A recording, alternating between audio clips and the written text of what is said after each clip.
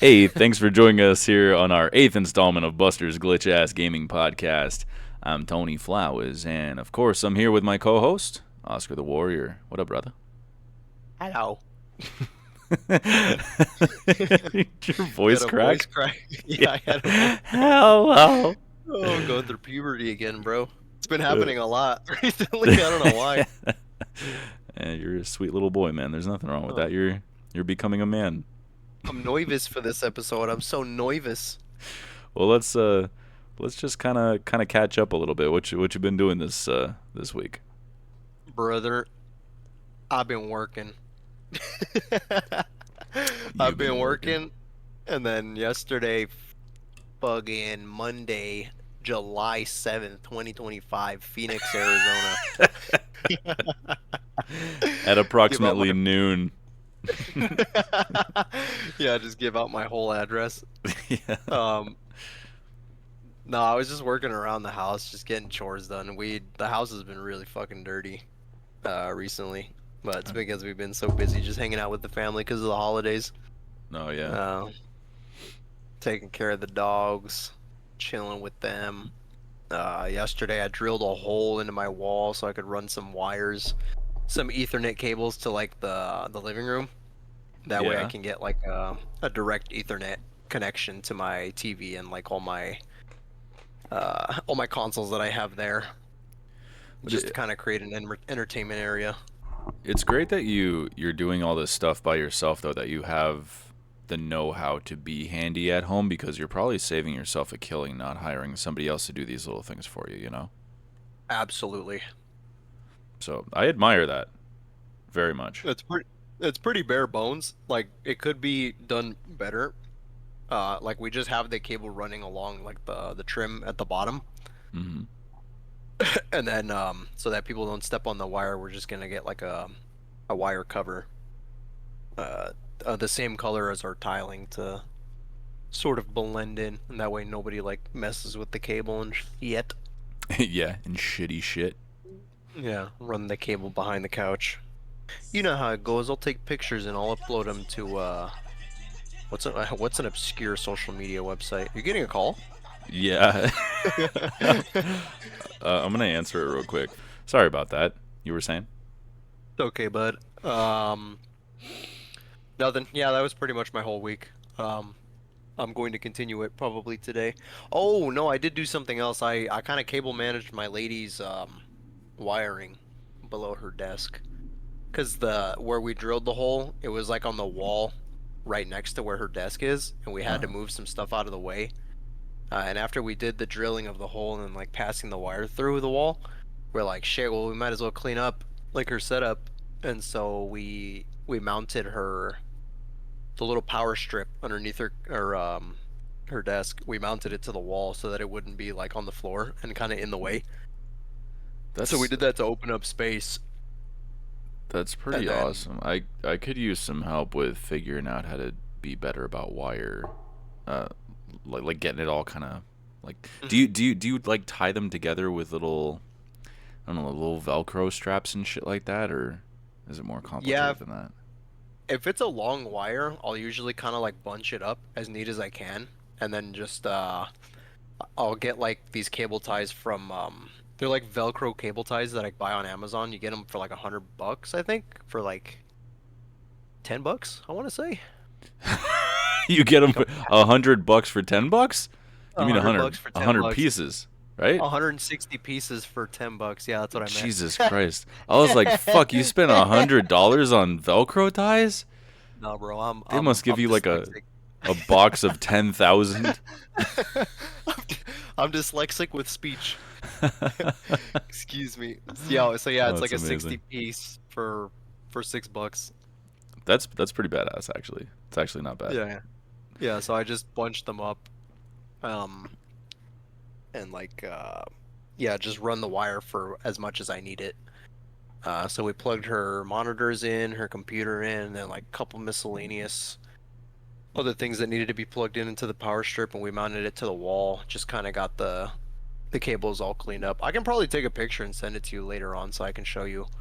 Because the way my desk looks underneath right now is the way her desk used to look. And Hmm. if you compare the two, it looks much cleaner now. Um, but yeah, that was like another project that I had yesterday. It took quite a bit. Yeah, hers took precedence because of the hole in the wall, right? Yeah, but it Gotcha. took quite a bit because like I wanted everything to be just right, you know. Gotcha. Gotcha. So Yeah, sure. you're planning on doing the same for your side then, right? Because I'm sure when you look over at her side and you see it all nice and pretty, you're probably just like, motherfucker, you know?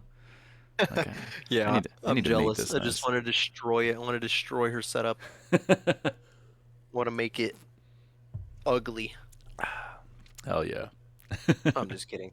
But yeah, that's kind of what I got. Yeah, I'm gonna do mine either later today or tomorrow. No, probably later today because I'm on Wednesday. I think I'm trying to go over to my in-laws' house. Mm-hmm. Uh, Mainly because they also have like really crappy wiring behind like where their entertainment place is, Wait, where they watch TV. you're gonna help them And I, before helping yourself? yeah, I want to do them the favor of like cleaning it up back there. And I got them like new because they have like really outdated like surge protectors. So I got them newer ones. I got them like two with I think like 18 outlet plugs or something like that. So that way Oh, they have like plenty of sockets available for anything they want to like add to it. But yeah, I just want to go and help them clean up back there. you're such a good person, man. I twy. That But is yeah, that's my that's week so far. that's pretty cool, man. That's actually really noble. And the surge protectors, is it one of those ones where each little outlet on it has its own little switch to flip or whatever? Because I love those. I have one of those. Oh, You know no, which ones I'm talking that about? that's yeah, that's not a bad idea though. Yeah, those are so fucking cool, man. I love those. Yeah, that shit's cool. No, this is all on the same circuit. So if like you flip the switch, it'll turn off everything. Oh, okay. Gotcha. Yeah, but it's real nice though because they have like USBs and shit. So if they have any like USB powered devices, they can charge those with power the surge protector instead of just getting like a separate brick and taking up one of the outlets. Yeah. What a great time to be alive, man. The type of shit that we have at our disposal. I So know, man. The convenient. tech is crazy. But Hmm. how's your week going so far, bud? What you got going on? Well, the only big thing that happened this past weekend, I bought Patrick's PS Vita. Um, Hmm. I'm so stoked on it, man. I took it home. I cleaned it up real nice. I replaced the protective screen cover, the one on the back for the touchpad. I bought Very nice. one of those ergonomic sleeves for it, so it's much more comfortable to hold. And Hmm. the sleeve has a physical L2 and R2 button on it Hmm. that have some sort of mechanism that presses or touches the area necessary on the touchpad when you press them. So I thought that was really cool.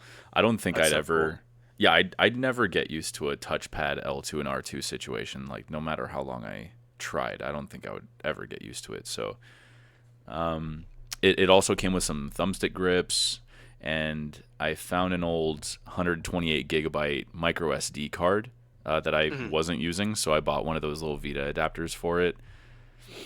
And yeah, just after doing all that shit, it looks fresh as fuck, and I'm really excited to just start playing with it. I know that there are some caveats to buying digital games through the store now, but I'm willing to deal with all that. It's just such a cool machine. I've always wanted one, so shout out to our boy Pat. I'll put her to good use, buddy. E.T. Barnum. PT. I know you were showing it to me earlier. It looks really clean, man. You did a good job, like cleaning it up, making it look nice. It's all like black and shiny and Yeah, everything, bro. Looks yeah, so dude. good. He gave it to me for $75, man. That's a steal. I really wish I had more, to give him, just here's a clean 100 at least. But Hmm. I had to talk the lady into letting me, dig around. I was like, honey, dude, this is a fucking steal right here. $75 for this. You can, and it's like new condition, dude. You know? Hmm. Oh my god, yeah. I feel like I robbed This him. this is an interesting topic of conversation, but does your lady have like hobbies? She does, but it's probably not cool. Like I don't know. Like she's more private than I am. I'll just sit here and Uh, talk about everything under the sun that I'm interested in, and she's more kind of on the private side. So she'd probably rather me not talk about her yeah, hobbies. But yeah, my she lady's the does. same way. She does. That's Why? so funny, man. Yeah, why do you If ask, man? What are you getting the reason fucking I nosy for? the reason I ask is because it always seems like, especially for me, I always have to like try and convince Tanya to let me buy stuff. It's not that she won't let me do it, but it's like I feel more comfortable letting her know when I'm about to buy something, especially if it's a big purchase, but I have to like hype myself up, like how the hell am I gonna sell this? Well, right, because you have shared finances, and that's our exact same situation. She's not like my Yeah. keeper or something, but yeah, Yeah. you understand when you share finances like that, and you want to spend money on something that's just it's just purely for your own enjoyment, for your Yeah. hobby. It's you kind of gotta sell it. You gotta pitch the Yeah. idea to them and say like, hey, this is worth it. This will Yeah, we shut kind of me become up. like we become salesmen trying to Basically, yeah. pitch. Yeah, yeah. The utility of this thing that I want to buy. It's so funny though. Like I have the same situation, but it's like it's crazy because she doesn't usually like buy anything for herself. So like whenever she does, I just immediately say yes because I'm usually the one that like I love having hobbies and I like finding projects and shit for me to do around the house. But like Yeah. I'm always constantly saying like, "Oh, I want this, I want this, I want this." And she's never like that, bro. She's really like frugal for Right. herself. Yeah, I'm in that same boat where anytime Chelsea wants to get herself something, it's like hey, this will make me happy. This is something I really want. And like you could just see the joy in Yeah, her eyes. I'm just like, dude, there's no way in hell I'm ever gonna say no. I don't care what it costs. We'll figure it out. Just get it. absolutely. Yeah. Yeah, Like if same I way, gotta bro. work overtime to like be able to afford that shit, like I'm getting you that shit, you know? Right, right. But yeah, it's like on the flip side, I don't know if you have the same issue with Tanya. It's like Chelsea will get herself the things that she wants when she wants them. So then when her birthday comes around or something like that, it's so much more difficult to shop for her. I really have to dig deep and think like what has she needed or wanted that she didn't already get for herself, you know? Mhm. Or what kind of thoughtful thing can I put together for her? It's much more of a challenge, I think, You in gotta that be more sense. creative. Exactly, exactly. She doesn't make it Yeah. easy for me, man. No, I have the same issue. I honest to God, I have no idea what to get for Tanya whenever it comes to like a celebratory thing, because it's like whenever she wants something, she just immediately gets it. Mm, And like, yeah, it's the same situation. yeah. That's Well, so funny. yeah. Yeah, dude. Yeah, we're in the same boat in so many ways here. Hmm. Um, But man, yeah, PS Vita. I'm glad you got it. me too. You mentioned, are you gonna mod that thing? Yeah, I like the main thing that I want to do with it Oh, is I want to stream all of my computer games to it, and I heard that there's a way to go about that, that it's easy. So that's my main goal. I don't really care too much about the Vita games right now or the PSP games. mhm. But you know, I'll take a look at the store and I'll see what they have. Get a little wish list going and maybe just grab one every now and again. But Mhm. if I can have access to my entire Steam library and Epic library and just kind of stream from my computer over to my Vita, then Your Vita. holy shit, dude! Like, Yeah, that's a crazy like homebrew capability. I didn't honestly yeah, until I watched like a video, I didn't even know that was possible. Because then that basically just takes the all the work away from the PS Vita, and your computer hmm is is doing all the graphical rendering and just streaming it to you via like I think it's via the Wi-Fi, it if I'm correct. If is. they're like on the same network, yeah, Yeah, you're that's right. so cool. A couple of things that it was recommending if you do that is to lower because I have the 3440 by 1440 monitor or something, so that's my resolution. It's saying to drop your resolution to I think it's like just over 720p or something on your Gotcha. computer before you stream it over, and then it's recommended that you're directly connected to your Wi-Fi via Ethernet cable, which I'm not. So I know I have a cable laying around that's like a fucking mile long, so that shouldn't be an issue. But Hey, if you if you need one, man, I got a 100-foot cable if you need it. I'm Cat pr- I'm 6E. I'm pretty sure I have one of those outside. I'll let you know. Thank you though. Thank you. Um, Excellent. but yeah, I'll keep you in the loop on the process. It's supposedly really easy, so I'll let you know. But Excellent. Yeah, keep me updated. I'd love to hear your journey with that thing. oh hell yeah, dude, I'm so excited.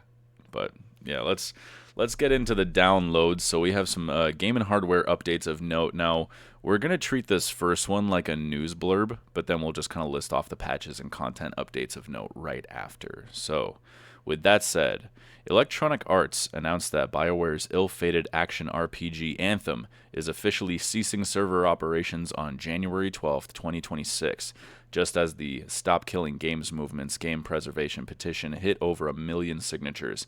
This ironic timing underscores the movement's plea for legal protections ensuring games remain playable even after publishers pull the plug, highlighting how online-only titles like Anthem can simply vanish, erasing player purchases and digital history.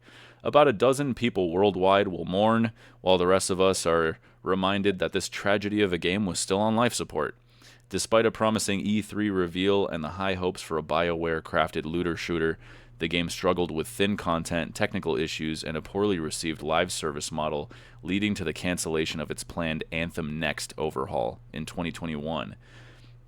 With the premium in-game currency no longer available for purchase, and the game set to be removed from EA Play and Xbox Game Pass Ultimate on August 15th, players have a very limited time to visit the final resting place of BioWare magic before it becomes permanently unplayable.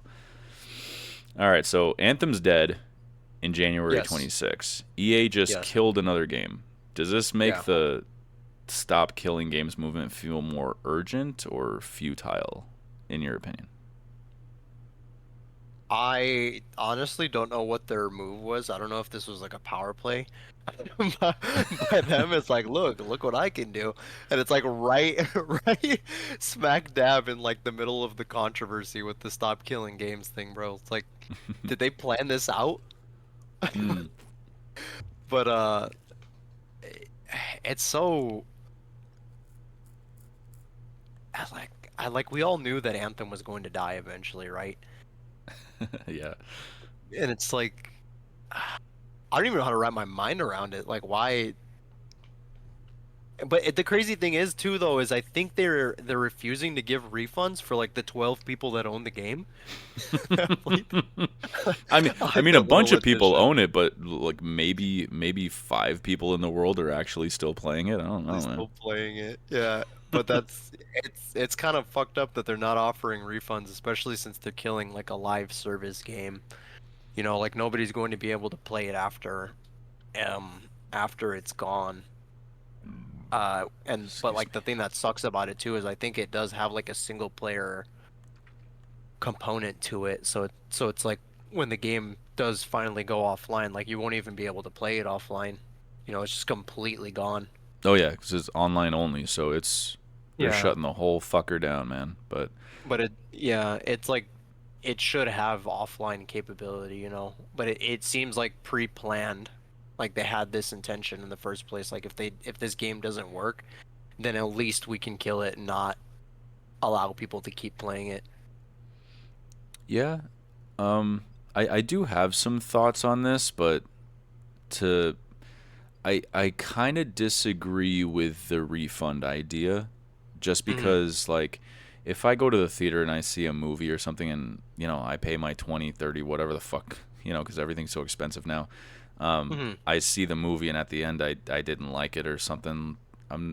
I can't just tell them like, hey, I want my money back, or that's probably a really shit example, but you know what I mean? It's like you bought the game, you played it for all these years, and all of a sudden it's going away forever. That does suck. I hate that.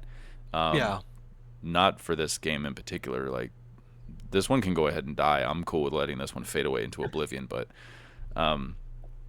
no, just the idea that they can, you know, you've had your time with it. You know, like there's tons of games that I've bought for full price. I played the shit out of them, and now I'm probably never going to touch any of them ever again. Like a ton of them. But you know, I'm not going to ask for my money back. You know what I mean? Yeah. But it would hurt just to know that like, well, now it's unavailable forever. That would suck. But I don't know if I'm getting my point across on that, but yeah. The refund. I know what you mean. Okay. But I did have to research the events leading up to and after the release for this game because I forgot about it so fucking hard. Yeah. But I remember paying attention to every little morsel of information the whole time it was happening in real time. Like it was sad, but it was fascinating. But Oh. my memory must be shit because I thought it was already dead. I thought they canceled the servers and all that shit years ago. I completely forgot about that. So, but They just yeah, kept it alive for this long, which is yeah, crazy to think about. Like nobody played it. I don't think anybody played it. Like less than 10 people played it. yeah. There was a Not very like select few people out there in the world that were keeping it alive through their own servers or community servers or something like that. yeah. But I don't know. In terms of BioWare, I originally hopped on the fan bus when I heard about their upcoming choice-based RPG space drama Mass Effect. Mhm. And I bought that shit day one on the 360. I absolutely love the story and the setup for the sequels. Love the companions, the mix of sci-fi, reality, and fantasy. It remains a very special game and series for me. The the second one was one of those holy fuck did they deliver kind of sequels. Mhm. So my hype for the third game was insane. I remember being satisfied with the ending personally, but I remember people who played it multiple times and chose different endings were pretty pissed that they all felt very similar. Um, I liked this one video essay that suggested what they called indoctrination theory for the third game, and they put together a very solid case. But then BioWare released a DLC called Leviathan that debunked it. So I was like, man, you really fucked up, man. You could have just said, yeah, that's what we were going for, you know. That's not a spoiler, by the way. In case you're ever interested in playing Mass Effect, and yes, it is totally worth it to play all three of those games. But that Um, yeah, what's up? I was gonna say thank you for reminding me. I was gonna add Mass Effect to my wish list on Steam, but I saw that it was on sale. Like I think you guys were telling me about the Legendary Collection. Yeah, that's the all three games worth a goddamn in the series. Because then there's Andromeda, which kind of fucked everything up. So, Yeah, I hear that one didn't do too well, but I mm-mm. literally just bought the entire franchise for like $7. Oh, what a steal, dude! And that's like the remasters of all three. So they're all Yeah. they put a lot of work in the first one. The first one was pretty not busted, but it was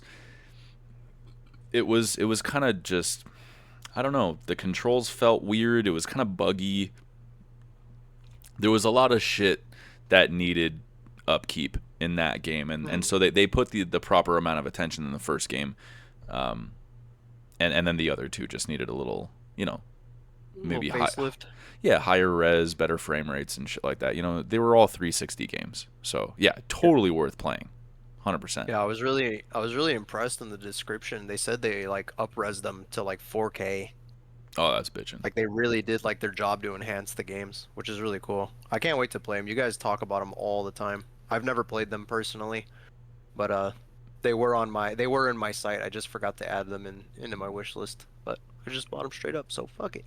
Yeah, dude. If whenever you do get around to playing it, I don't know, whenever in the future, please feel free to talk my ear off about it. I love Mass Effect. It's one of my all time favorite series, man.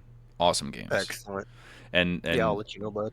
and yeah, everything you do in the first game, like those choices and stuff, move over to the Oh second game yeah. and all that stuff. It's pretty fascinating. Not too many games really do that at that Yeah. level. And and you'll if you play it before you check out the Expanse game that's supposed to come out, Mm. I think you'll see why I'm so excited for that one. I think I'll leave it at that. But Excellent. all this was a little bit off topic, but I guess my point is that I felt the BioWare magic, and I'm happy I did because it's been gone for so long at this point that when they Uh, announced Dragon Age: The Veilguard, I couldn't have given a fuck less. You know. yeah. Like BioWare is just a name at this point, and they don't excite me in the slightest anymore, and it's sad, dude. Like I'm thankful for the memories, but the studio is as dead as Anthem in my eyes. Yeah. You know. Also, I want to point out, EA announced that they bought BioWare. I think it was the month before Mass Effect One released, and that deal included Pandemic. If you remember them, they're the ones who made the original Battlefront games, Destroy All Humans, the Saboteur, and They shut down Pandemic, ran Mass Effect and Dragon Age into the fucking ground. But in terms of money, they're doing way better now than they were back then. So the games may Really? not be to our taste, but number go up is all that matters, and number has indeed been going up. So fuck us, you know. Yeah, I was looking it up. I didn't write the numbers down, but back when they had Pandemic and Mass Effect and all that stuff, I Mhm. think they were bringing in 3.5 billion, and last year they made 7.5 billion or something like that. Where does that money come from? The microtransactions and shit. Is EA it has. really? I'm assuming so because they're fucking. We were talking about this either last week or the week before with the sports games and Oh, and the card packs and all that shit. That shit generates yeah. billions by itself, dude. It's crazy. FIFA, Mm-hmm. Madden. Yeah, Yeah, you're right. yeah. They Damn, but even. then that. Oh, I know. So it's like we're not getting better games or games that really stand up to those that I just mentioned a moment ago from EA. mhm. But yeah, I don't know, man.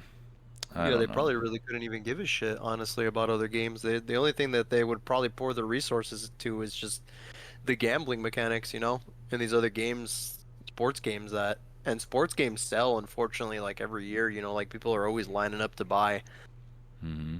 the Yeah. newest iteration of FIFA or Madden or whatever sports game you have, but it's all just a scam. It's the same players every year. I mean And that's kind of how I look at it too. It just kind of feels mhm, like you're buying the same game over and over again when all they could do if they wanted to is, maybe change the roster or like mhm, have just why don't you come out with just FIFA, Buy it mhm, one time and then you can like maybe just update it and then like when you want to change the engine or something then put out another one, but another but one, this is yeah. but then like every year for the next couple of years add a couple of little um, I don't know, new modes or hey, this is we have the 2026 roster. 10, $15, $20 or whatever. You get the new roster or something. It's just Mhm. fucking. I don't know. That's that that would be the right thing to do, Tony. But unfortunately, that does not make number go up. No, it does not. That make numbers static, and that makes suits sad boys.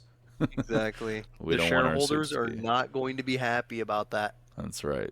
That's right. Well, fuck all Yeah. that shit. I'm starting to get pissed off. Let's move over to the next thing. What kind of patches and content we got coming up this week, Oscar?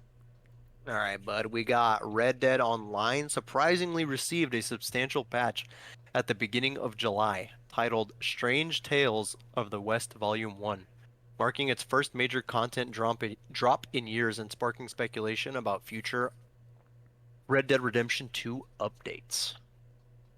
And then we got one for FBC Firebreak. They got a minor patch focusing on improved connection stability and bug fixes following its June launch. We got Diablo 4's Season 9 began on July 1st, bringing customizable spells. Haradric, I assume is how you say that. That's how. Strong rooms, That's probably how I would have pronounced it too. I have no idea. and new escalating nightmare endgame dungeons. We need Tarv in here to pronounce these things correctly for us. Yeah, he would He know would know. best. Him or Gary, I think. I think Gary's also a big Diablo fan, isn't he? I'm not sure. You might. I don't know. I was gonna say you might be confusing that with World of Warcraft, but I don't know. For all I know, he's a big Diablo fan as well. Oh, He's wait, a I big. think you're right. I think you are right. Yeah, he likes Diablo. He Oh, was okay. really excited for when Diablo 2 when the trailer dropped for that. He was so excited, bro. Oh, okay. Yeah, I Him forgot. and Tarv. Anyway, getting on to the next one. The Sims 4 launches its Enchanted by Nature expansion pack on July 10th, alongside a base game update that includes new gardening features, skin effects, and occult eye options for all Sims. Did I say that right? Occult eye options? Yeah, I'm wondering what that means though. I kind of just copy and pasted that little blurb there. I didn't really look too much into it, so I'm seeing that for the first time. Occult eye options. Occult eye options sounds demonic. Right, right. They're gonna have like little pentagrams or something in their fucking eyes. That's cool. That would, that would be cool, yeah. Hell Little yeah. designs, get a I like, tattoo on your eye, I like some some curse shit. Yeah, some super hot fucking goth mommy with occult eye options. That'd be sick. All right, All we got our right. last one. This one kind of surprised me, because I thought this was just a completely like new game, but I Hmm. was confused. We got Destiny 2: The Edge of Fate expansion is set to debut on July 15th. So that is next week, I believe, on Tuesday. Yeah, Oh, next week on Tuesday. look at that. Yeah, interesting. I wonder how long they're gonna keep the Destiny 2 train going. What is this, Yeah. their fourth or fifth major expansion, I think, for the game? Oh, I couldn't tell you. I feel like Destiny 2's been dropping expansions like crazy over the past few years, so I Dude, wouldn't even know what to guess. Destiny 2 has been alive, I think, since 2018, I want to say. Maybe even before that. I'm just gonna go ahead and believe you because I don't know. It has been around for a long time at this point, but I don't know exactly how long. Oh, 2017. You know, I Whoa, wow, so even longer than you thought. Yeah, just a year. This is the one that stood out to me. I don't really have much to say about any of these, but the I wonder if maybe this is what Robert Whitehoff was talking about after all this strange Tales of the West Volume One Hmm. for Red Dead Two. Uh, Hmm. like the convention still seems more likely, but that could be it. Who fucking knows at this point? Um, Interesting. Is that like added content to the game? Is that like added uh huh. regardless to the Yeah, interesting. it's got like fucking zombies and stuff in there, but Oh, that's cool. something like that. Yeah, some big old online patch. So that's cool. Good for anybody playing that. I know that they've been waiting a long time for some more content there. Um, Hmm. and and that little volume one is always a nice thing to see. You know. Yeah, because they got more planned. Exactly. And then FBC, always glad. I'm glad to see Firebreak is getting more updates. The path that Remedy will have to take in order to make this game a banger is probably going to be a long one, but they're Yeah, cool. They're cool with slow burns, so I'll continue to keep an eye on this one. But yeah, every, absolutely. everything else is just outside of my wheelhouse. Yeah, Destiny 2 died for me a long time ago. I tried getting back into it recently, but I couldn't because I wanted to start from the beginning, like the story. I wanted to like feel the magic again, bro, but I found out that Destiny 2 removed a lot of its original content from the game that you can't even play anymore. Oh no shit. Was it just? Yeah. I It's like the mean, was it redundant stuff that they bettered later on in other expansions, perhaps? That they were just like, let's get rid of this crap. This is too much of a slog. I don't think so. It was like the whole first beginning of the game that they got rid of. I actually don't even remember what point that they started the game now. Like when I reset. Maybe it was something to try to keep the download file size smaller. You That is know, true. Yeah, like that so that's true. I could imagine it's already like breached 200 gigs at this point or something. But Still though, like that's a lot of missing content from the very beginning of the game. And it's not like that story was bad or anything. Like it's pretty integral to the story. hmm, But it's like you can't even have access to it anymore, from my understanding. well, But maybe maybe it's kind of like that the Anthem situation. Maybe you're the only one lamenting over that. probably, yeah, because I don't even really care about Destiny 2 anymore. Yeah. If anyone still likes Destiny 2, Oh, dude, there's got to be a ton of people. there's gotta be people, yeah, let me know in the comments or anything, please. I would love to hear how Destiny's doing. I'm too lazy myself to like go back and check to see like how it is. Like if there's any improvements the devs have made to the game, let me know. Or if there's stuff that you don't like, please unload. Yeah. Yeah, I'm pretty sure in our little circle we got here, I don't know anybody to be a Destiny fan, so Yeah, it's hard to find them nowadays. yeah. I remember when the first Destiny came out, it was so easy to find people that loved the first Destiny. Oh yeah, I couldn't get away Because from like, them. They were everywhere. yeah, yeah, they were everywhere. Because even after all the expansions and stuff, they just continue to keep improving. But with Destiny 2, it's like I can't find anyone. Yeah, it's fascinating, man. Totally. But let's move on to our release radar. Yes, sir. These are games releasing this week that either interest us or the audience. So on July 10th, wait, am I to understand that all three of these games are coming out July 10th? Yeah. Excellent. So July 10th, we got Islanders, New Shores, um, by Coatsink, Mm-hmm. coming out for PC, PlayStation 5, Xbox Series X and S, Nintendo Switch. Hopefully for the Switch too. Yeah, it just said Switch, but Switch 2's backwards compatible with Switch anyways, right? So That I is guess, true, yeah. So yeah, regardless, it'll get a little buff. yeah. Approximately for $9.99. Yeah, because Standard edition. I couldn't find a solid price for it, so I just put approximately $10 because $10. that's what I was to understand that like, it's probably gonna be a $10 game. So forgive me if it's 400, if any of this is wrong. 499 US dollars. 424 in US dollars. I love that Who video. was that again? Phil Spencer. Was that Phil Spencer? Yeah, I need to listen to it 400 times in a row so I can mimic it exactly because Yeah, it's so funny to me, dude. Like he's copy him just verbatim. oh yeah, and someone made a little video where he keeps doing that over and over again every time he says the price of anything. And there's just like crickets, you know. Oh, dude, it's so funny. I don't know why that tickles me so hard. I need to Eh, find that video. I want to watch it. Oh, I'll find it immediately and send it to you. I think I have it in my Excellent. favorites. Excellent. Also coming out July 10th, we've got My Co-Punk by Pigeons at Play, published by Devolver Digital. Infamous Devolver Digital. Hell yeah. Uh, Coming to PC, expected to be around 20 ducks.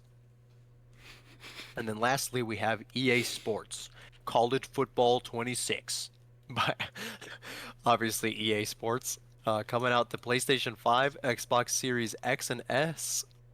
Uh, Actually, it just looks like it's coming out for those two. And I've Hmm. got a little note here, an asterisk that says, "Remember, this is a release date for people who didn't cough up the extra $30. Standard edition is $69.99. Yep. Nice." Yep. Yep. See, I've already said what I wanted earlier about EA, and on our last episode, I'm very cautiously excited for the new Battlefield, especially since Vince Zampella is steering the ship, and he was Hmm. responsible for some of the most influential first-person shooter games of all time. But if they fuck that up, I don't see how EA will ever regain my attention in the future. So yeah, I don't want to roast on EA anymore right now. I feel like you know I feel like I can just go on for hours and talk shit about them. It's But they make yeah, they make it so easy though. yeah, I know. But instead, I'd It's rather I'd rather say that Myco Punk actually looks pretty fucking cool. I was looking at that. It looks pretty dope. It kind of has this Borderlands ish looking vibe to it. So very well. I think I added that to my wish list. If not, I will later on. Well, I have to check that out. July 11th, we've got Tony Hawk's Pro Skater 3 and 4 by Iron Galaxy Studios coming to PC, PS4, PS5, Xbox One, Xbox Series X and S, Nintendo Switch, Nintendo Switch 2, basically everything but your fucking fridge for about $50, standard edition. Very I nice. I love Tony Hawk games. I just want to throw this out there real quick. So that one's really exciting. I played a bit of the 1 and 2 remake and I was immediately humbled. I don't ever Hmm. remember being that bad at those games. I've never played 3 or 4, so this would be all new to me. I did play the hell out of Underground 1 and 2 and also American Wasteland, so hopefully they keep this up and remake all of those. I'd be all over Mhm. them. Tony Hawk even said that he'll advocate for all the games, like all the games being remade, so hopefully he has some serious pull in that matter, because that'd be Yeah. fucking dope. I want to say in the trailer that came out for this, he stated that he's working really hard to try and get all of them remade. Yeah, Correct? that might be what I'm remembering. Yeah. Yeah, I do Oh, remember dude. him saying something about that. Oh, dude, give me Underground 1 and 2 and American Wasteland. Oh. Oh, Yeah, good on him. hell yeah, dude. What a fucking legend. Um, I've never played. I I've only ever watched people play Tony Hawk's Pro Skater. It was one of those games where like I never personally had it, but like I would go over to my cousin's house and like watch him play it. Have you ever picked up the controller? No, never. I'd never played it No? myself, Oh but man, I've always they're been so like, fun. yeah, I've always wanted to play them really bad. Just never got them myself. Oh, dude. Oh, dude. Yeah, they're so fun. They're so fucking fun, man. And at least back in the day, they were like super addicting, man. You can sit there just all day doing 2 minute heats. It was fucking awesome. I bet, bro. How would you Jamming out to some say? jamming out to some fucking Gorilla Radio. Turn that shit up. Lights out. Gorilla Radio. Fucking love that What shit. what is the style of gameplay? Well, I mean, obviously I know what it is, but like, is there a story mode or is like, I assume it has like story mode and like free play and things to Yeah. do. Yeah, their But, like, story mode I think was called Career. Basically, you pick a skater. I don't remember if you can create your own in the original games or not, but maybe. But anyways, you pick a skater and you go to career mode and you do your 2 minute heats. Like they put you in a. I think the one that always comes to mind, the one that I played the most was Tony Hawk 2, mhm. and it starts you off in the hangar, and so you you do your you got 2 minutes to just bust your scores out. Then you go, like, you have this one little area, this hangar, and you get the high scores. You have like a checklist of stuff that they want you to complete. They have kind of like in Donkey Kong Country games how they have the Kong letters, Kong. uh Mhm. I forget I forget what the letters are. Maybe skate. I think it's the Skate. They have those kind of Mhm. like hanging around in different spots. If you collect all those in your 2 minutes, you mark that off your checklist. If you get a score, if by the end of your 2 minutes you have a score that's over 50,000, you'll knock that off your checklist. Shit like that. You have a checklist of stuff. There's hidden things, hidden areas and stuff, and then you'll unlock the next place. But that's basically what your career is, and then you earn money. You can buy new wheels and shit for your skateboard, new boards. You can trick out your boards all fucking day, and I think there was a stats. You can upgrade your stats and shit for your skater. It was cool. It was pretty simple. It's not overly complicated.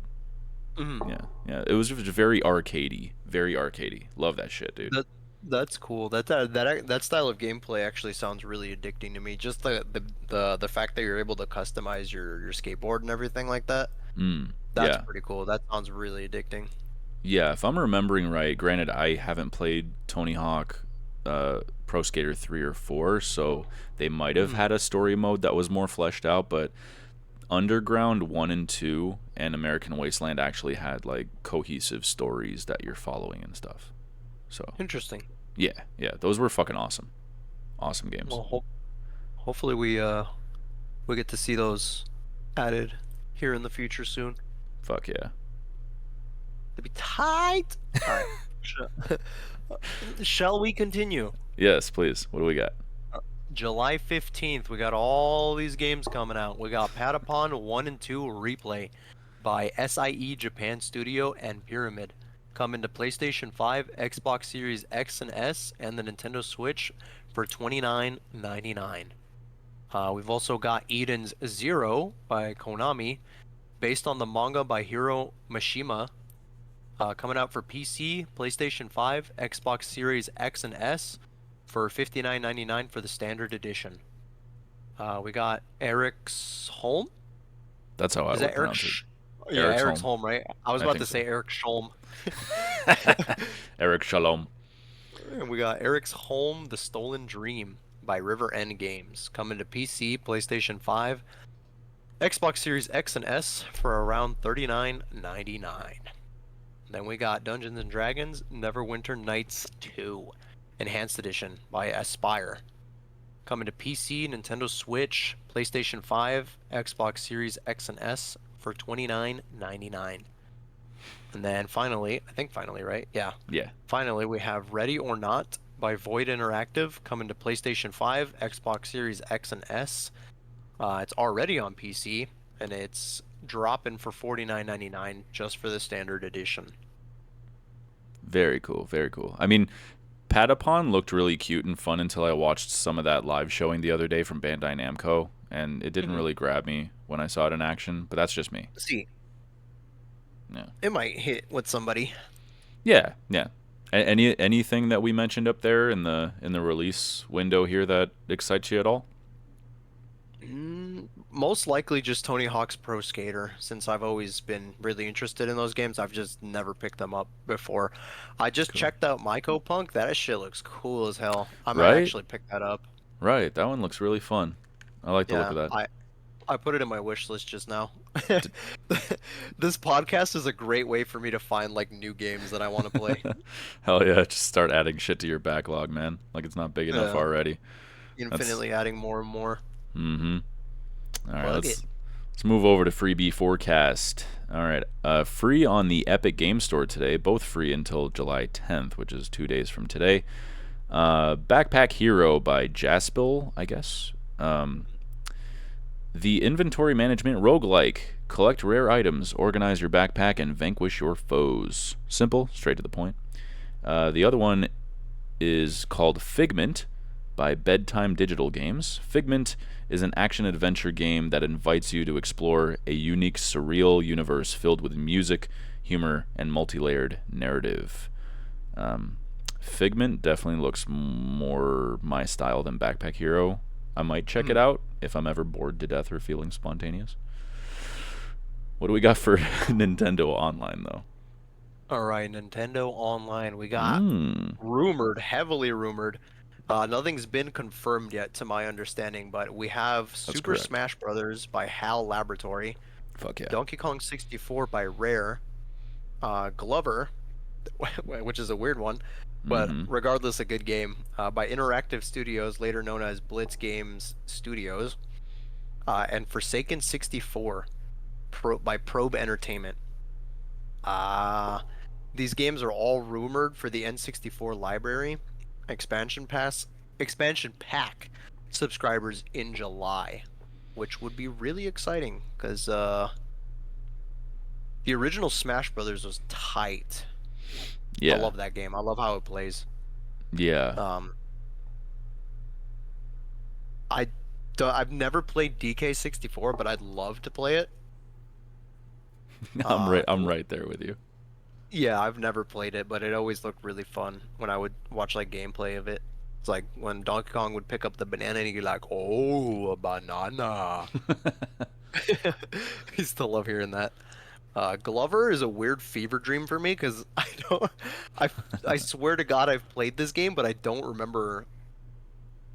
I remember playing it, but at the same time I don't. But like it's somewhere like locked in the back of my mind somewhere. Um, and Forsaken 64, I don't think I've ever played that game before. I've never even heard of it. Really? Have I you? remember all of these games, but I've only ever played Smash Brothers out of them, like you. Yeah, I never remember hearing about Forsaken 64. Yeah, I remember that shit. I Yeah. couldn't picture what it was. In my mind, I'm thinking it's probably like Hexen was or like Doom 64. Maybe it was like a first person type game in that same vein, but I'm just Hmm. pulling that out of my ass. It's not based on anything. But I know it is sad to see like a Donkey Kong fan that's never played DK64, but back when it released, it required an expansion pack that I believe came Hmm. with the game. But I was a Hopefully. kid. I was a kid, you know, and Hmm. I got it. You know, I wasn't gonna be able to play every game I wanted to, so I just kind of let that one go. Even now, I don't have Nintendo Online, but if I did, and this rumor ended up being true, I would definitely play Donkey Kong 64. Absolutely. Yeah, Yeah, Chelsea. it's nice to get these old games Yeah, on the dude. service. Would you check out Glover to see if it sparks any memories? Yeah, absolutely. Yeah. Yeah, Chelsea actually, I don't know if she actually played Donkey Kong 64 when she was a kid, but she does have fond memories of it from her childhood, whether she played it, her mom did, or her grandmother played it. Hmm. Um, yeah, I played the original country games, the new country games, and the Land series on the Game Boy, so I'm okay with that for now. But when I cop a Yeah. Switch 2, I'll be all over Bonanza. Oh yeah. Oh Oh yeah. man, I can't wait. July 17th, right? Oh, I couldn't even tell you. I think so. I want to say Uh, we'll probably that'll be in our release window for our next episode. Yeah. Probably for next week, yeah, because it comes out Thursday. I'm Mm-hmm. pretty sure it's the 17th. But yeah, I can't wait for that one. Donkey Kong Bonanza. Ooh, that game looks cool. It does, man. You getting that day Hell one? yeah. Are I you will thinking about it? see. I am Okay. really excited to play it, but I'll have to see. Okay. Yeah, because yeah, if you do play it, I need your thoughts like immediately. Everybody does. We all need your thoughts. Give it to us Okay. It might slowly. just replace Xenoblade 2 for me. But Huh, we'll get into that discussion later. I think so. For now, coming to Xbox Game Pass this week, we got The Ascent by Neon Giant coming to cloud, console, and PC. Returning to Game Pass July 8th. So yeah, I put console just to uh, in instead of just writing out Xbox One, Xbox Series S and X, Hmm. because if when I was looking it up, it's like if it says console, it's like it's coming to any console that has Game Pass on it, basically. So Ah, okay, so just in case that was confusing at all, and then we got Minami Lane, I think is how you would pronounce that, by I Doot, would say so. and Blib Bloop, which is I awesome. love that. Me too. Doot Blib Bloop. Coming to cloud, console, and PC July 9th. Tony Hawk, Pro Skater 3 and 4, Iron Galaxy Studios, we just mentioned. Coming to cloud, console, and PC day one launch July 11th, with up to 3-day bullshit early access for Deluxe Asshole Edition upgrade. High on Life by Squanch Games comes to cloud, console, and PC, returning to Game Pass July 15th. Eric's Home, The Stolen Dream by River End Games, coming to console PC July 15th. I think we mentioned that one earlier too. So is that a day one Game Pass? Yeah, it is. Day one Most Game likely, Pass. yeah. Yep. And Ready or Not, Void Interactive, cloud and PC July 15th. Yes, sir. What are you playing this week, brother? Xbox Game Pass is eating good. Yeah. Yeah. I mean, I'm sorry, unless you had anything to say about any of that stuff. Nah, let's move on. Yeah, What are we fuck 'em. playing? Yeah, what are you What am playing? I playing? Tell me. Tell me about it. I am trying to play Clair Obscur. Obscur Expedition 33. You got the chapter Um, 6, or is that Xenoblade 2? oh no, that's for Xenoblade 2. I got the chapter 6. I'm actually having an easier time playing Xenoblade 2. Mostly because so I have this in my notes. I wanted to go into an explanation as to why it takes me so long to play like my console games or like Yeah. Clair Obscur or like I guess my Steam games. It's because the Switch 2, I've noticed I'm kind of like in a weird spot where handheld gaming is like most of the gaming that I do nowadays, and I don't have that easily accessible for any of my Steam library or my PlayStation library. Mm-hmm.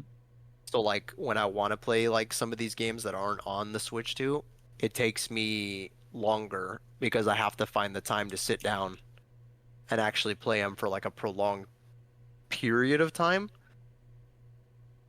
So Clair Obscur is taking me longer to play than Xenoblade 2. Xenoblade 2 I'm like blowing through so easily, but that's because like I could just take my Switch to wherever I want with me, and just be able to play it so easily. Yeah. Yeah, for sure. I'm very heavily considering getting a Steam Deck. What do they Steam cost? Deck and Would you the get one brand PlayStation new? Portal. Oh, absolutely. I don't want none of that refurbished shit. Even though I trust like I trust Valve 100%, like taking refurbished products and like putting them back out there, like cleaning up like used Steam Decks and everything. Yeah. But just because of who I am, I would want it to be new. Like I want that like fresh out of the box experience, I want it to smell new. No, I'm right there with you, and I'm sorry I kept talking over you. I'm glad you heard me. I'm sorry. Oh, you're good, bud. But yeah. Yeah, I'm in that same boat. It takes a lot for me to just say, nah, I'll just get that second hand. Like, but grabbing that PS Vita from Patrick was so easy, because it's Yeah. like yeah, I love Patrick, and I know him personally. I know he's not gonna fucking like wipe his ass with his Vita or something. But some stranger out there in the world, you never know. They might fucking Yeah. just nut all over it and say like, here, $200, bitch. Yeah, Anyways, absolutely. But for a brand new Steam Decks, I want like the highest tier one just because it has isn't that over a all the thousand pretty like dollars? bells and whistles. It's 649 for the OLED, Oh. like for the terabyte model. Oh, nice, nice. Okay. But it does have like added things to it that makes it better than the other versions. Um, but yeah, I would probably go for that one, and then I'm also really heavily considering getting a PlayStation Portal because that one I believe is only 250 I think so, if yeah. I'm right.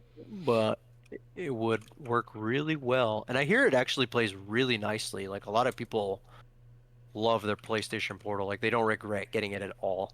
No, Um, yeah, I've heard nothing but good things about it too. oh no, it's only $200. Yeah, people on the outside will sit there and like, I'm not gonna pay $200 to play my PS5 in another room in my house. And it's like, well, But it it's is not for you then, very man. useful. It seems Yeah, like it, like yeah. for my situation, it would be incredibly useful. Hmm. Yeah, Yeah, because I could take one of these things like something I've been doing a lot that I told you about this weekend is like I've been playing my Switch like while I'm doing cardio in the gym hmm. or or sometimes like in between sets I'll play like 2 or 3 minutes of like Xenoblade and I'll just Oh, do yeah. that for every set, in the gym. Yeah, so I can imagine the Steam Deck or the Portal would be like a great little companion piece just like that while you're exercising. Absolutely, man. Yeah, and I'm like no less than I would say like 20 or 30 feet away from like like if I use my Steam Deck, I could stream my games. Like you were saying, I could stream my games from my computer to the Steam Deck for better performance. And then, the PlayStation obviously works like that Yeah. already. But it's like I'm so close in proximity to these things already that it's just like I wouldn't see any diminish in in quality. It would Yeah. work perfectly no matter what room I'm in. Well, what how far into Clair Obscur are you? Like what can you tell me about it? I just got to Act 2.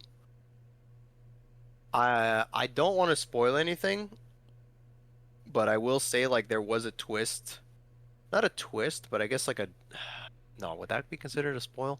Some crazy shit happens at the end of Act 1 that I wasn't expecting at all. And yeah, so far this game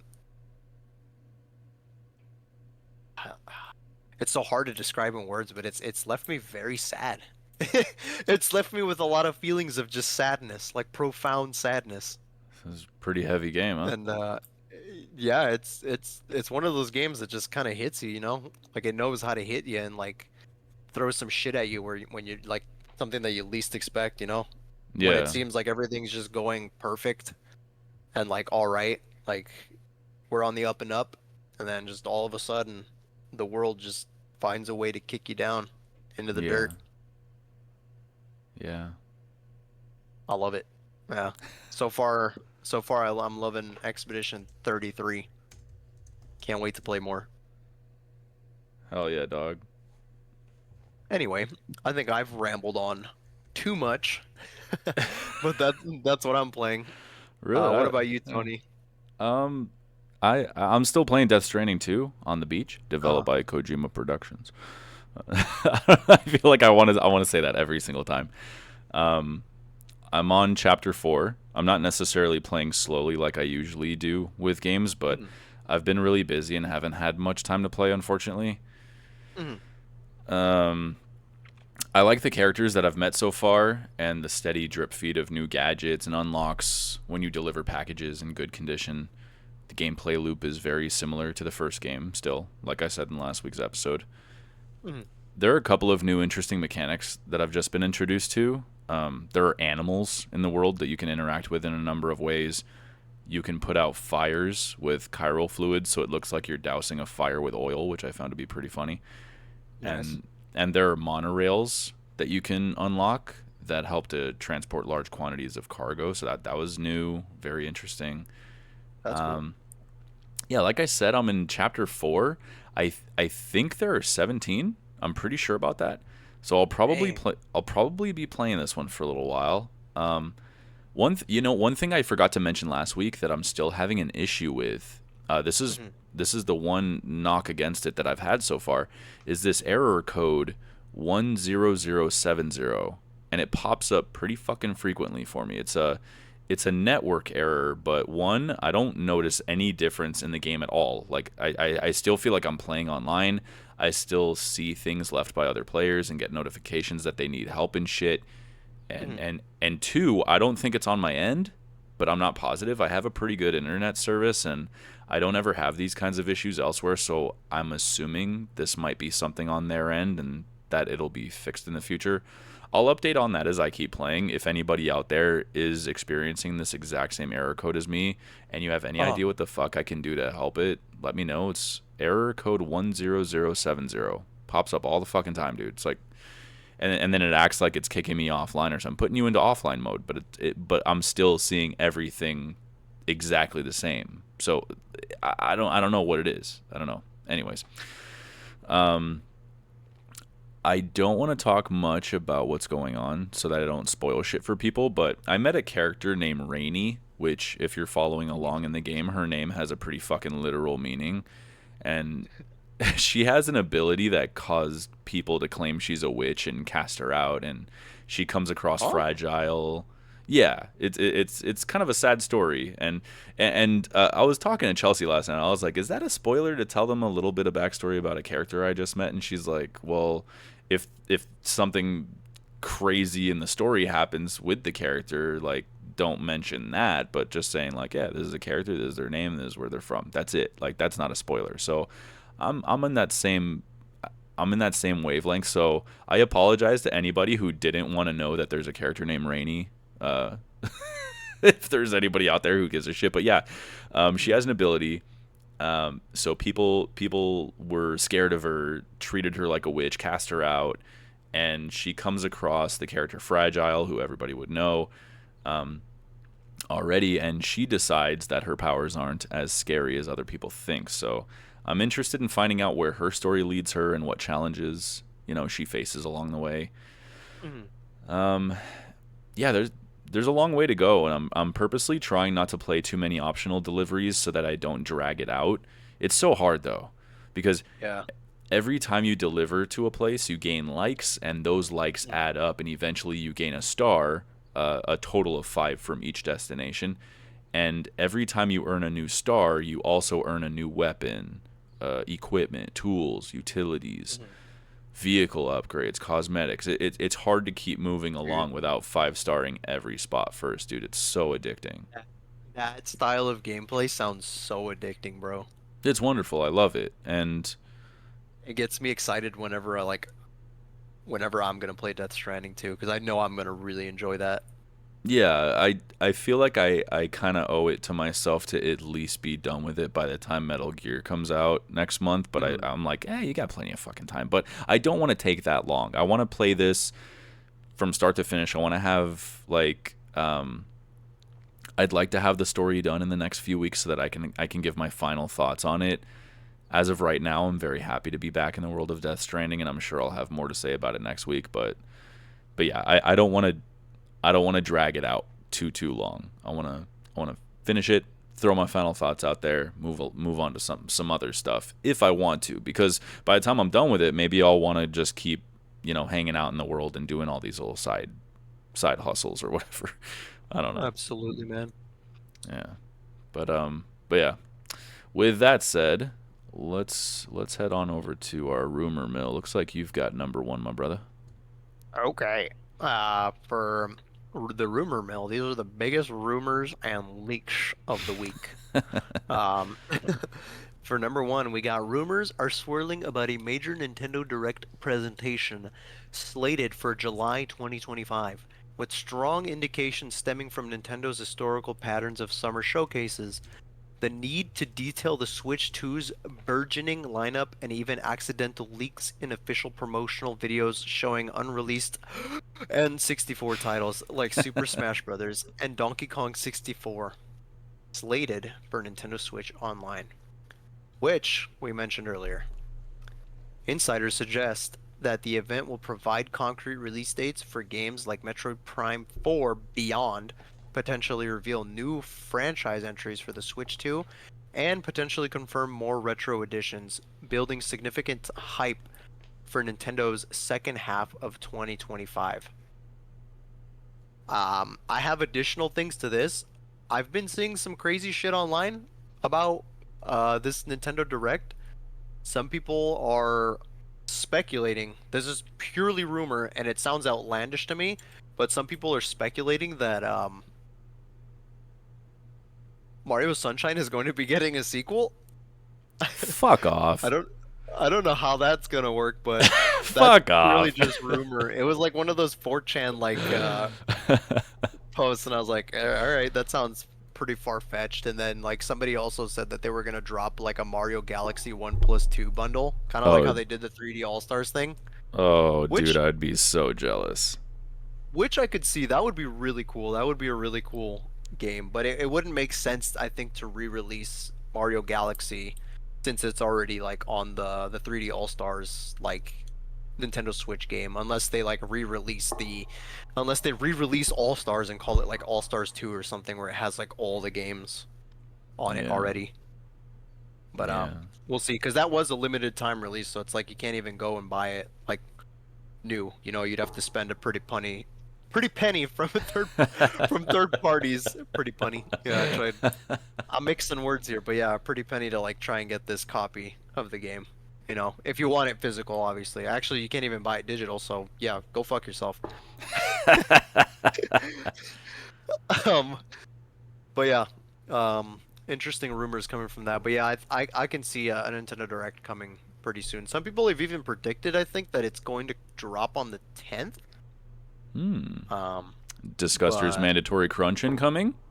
potentially, bro. And they always do them like first thing in the morning, so we could Oh, dude. Fuck yeah, dude. Put on be my red tight. shirt. Get all Nintendo'd out. Let's go. But yeah, it wouldn't be too surprising because I think Nintendo has like, sorry about that, ladies and gentlemen.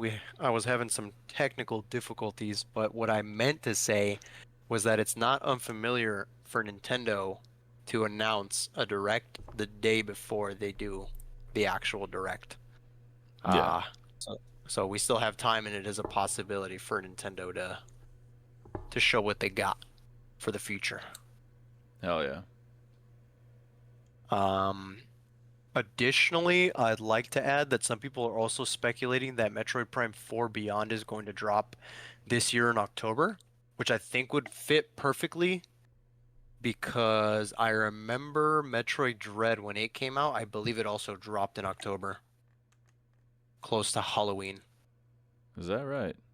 Yeah, which thematically is perfect for the Metroid series, because especially for Dread, bro, because that game was terrifying. Like being chased around by like the enemy units. For anyone that's played it, ooh man, that had me stiff, like a plank board, bro. Stiff, but not in the good way. Um, you got anything to add to this, Tony? Have you heard anything? No, I'm kind of in the same boat as you. I think it makes total sense. Because outside of Donkey Kong Bonanza, we need dates on Switch 2's next heavy hitters. So aside from a potential release Absolutely. date for Metroid, I'd like to assume they would give us a release window, at least for Pokemon Legends ZA, Oh yeah, that's true. maybe sometime early next year. I don't know. Yeah, But, yeah, they need it. but yeah, maybe I've maybe just also maybe just a release window. That'd be nice. I'd be cool with that. I've also heard rumors of a new Paper Mario game, Really? and that would be cool, but the recent releases for Paper Mario's haven't really like had me excited except for the Thousand Year Door, but that was a remake of the old one, of an old Yeah. Paper Mario game. So if anything, I hope they learned from the remake of the Thousand Year Door and they see what people want and they just continue that formula, or maybe just continue to improve off of it, you know? Well, what did they do so wrong in the Origami King that you weren't a fan of? Like, what was different? I remember when Color Splash came out, I wasn't too much of a fan of Color Splash um was that after I Thousand think Year Door? that was for the Wii U. Uh, oh, okay. Yeah, I'm out of Color all that. Splash was for the Wii U, but it was like instead of the traditional turn-based combat, it was turn-based combat with but with like fucking card game mechanics. Huh. And I hated that shit. I don't like that. I don't like card game mechanics. That shit, like, that's a really good way to turn me off from playing a game. And Hmm. then I don't really remember much of the Origami King. I think I mainly just ignored it because I, just from the past experience of Color Splash, I never paid attention to it. I gotcha. Yeah, so I'm hoping this one follows in the same light as the Thousand Year Door. Maybe even like Super Paper Mario, because Super Paper Mario was fucking tight. Well, yeah, I know people. I hope they announce something for you, man. That'd be fucking cool. Yeah. I think that's all I got though for these rumors. They're all pretty outlandish, but we'll see. Still, like they do. Even I was kind of joking earlier and saying, "Oh, fuck off with the Super Mario Sunshine sequel," Mhm. but I don't know, man. I think people would love that, man, and I maybe know I that. would. Yeah, I never actually played Sunshine. I didn't have a. Sorry, I've got the burps all of a sudden. No, you're Um, good, bud. I didn't have a GameCube in time to play it. Like by the Mhm. time I don't even remember. Like I did have a GameCube for a short period of time, but I never Mhm. got Sunshine, and I do have the Mario 3D All Stars, so it's in there. But I tried playing it a Mhm. little bit, and man, it was kind of rough, man. I heard it's really difficult too. So It's very difficult. yeah, I might have to check that one out at some point. But I don't know. Mhm. People are looking forward to the next Mario game, not Kart, but like proper Super Mario Yeah, game. So 3D Mario game. yeah, maybe we'll hear a Yeah. little something. Yeah, we'll see what they got cooking.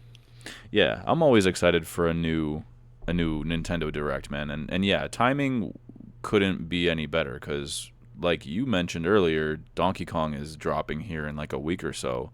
Mhm. And outside of that, we don't know any release dates for any of their next big heavy hitters on the I'm sorry, PS2, on the Switch too. So yeah, we need some info, man. We need to know. Yes, sir. Yeah, but all right, number two, Ubisoft's beloved Assassin's Creed 4 Black Flag is heavily rumored to be getting a full remake, not just a remaster, with leaks pointing to Ubisoft Singapore leading development on an upgraded Anvil engine. While initially targeting a November 2025 release, the recent delay of Assassin's Creed Shadows might push this pirate adventure into 2026, though some speculate a late 2025 launch is still possible.